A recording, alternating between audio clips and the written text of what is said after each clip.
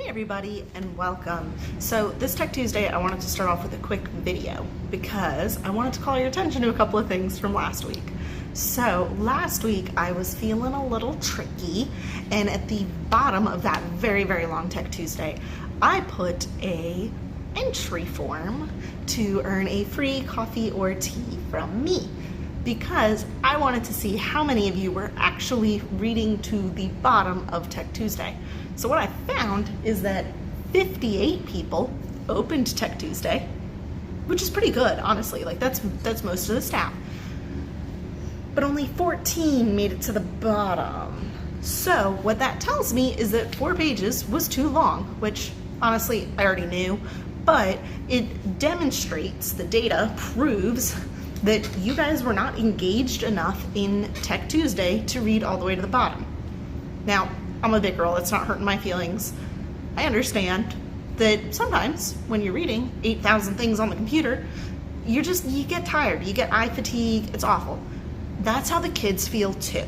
So if only 14 out of 58 people bothered to read to the bottom of Tech Tuesday, what do you think the odds are that your students are reading all the way to the bottom of the things that you're writing? Now, I'm not a math teacher, but if I do 14 out of 58,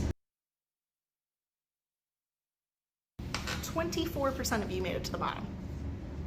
We wouldn't count that as success in our classrooms. So we need to make sure that when you're designing your online instruction, that you're making sure you have ways that are keeping your students engaged. And that doesn't always mean something glitzy or fancy, or that you have to learn a new tool. Because making that form at the bottom took all of about 5 minutes. It took a little bit longer because I was being a geek and added lots of Monty Python references. By the way, some of y'all need to watch Monty Python. Maeve, I'm looking at you. Now, the problem here becomes, how are you going to use something like that with your students? So think about what kind of rewards you can give your students, whether they're digital rewards, whether it's something you can drop in the mail or have the parents come by and pick up. Just start trying to think about being creative. Now, that being said, I do have several people who I owe a reward. I need to do a drawing. Now, instead of me picking somebody random, what I'm gonna do is I'm gonna use a random number generator.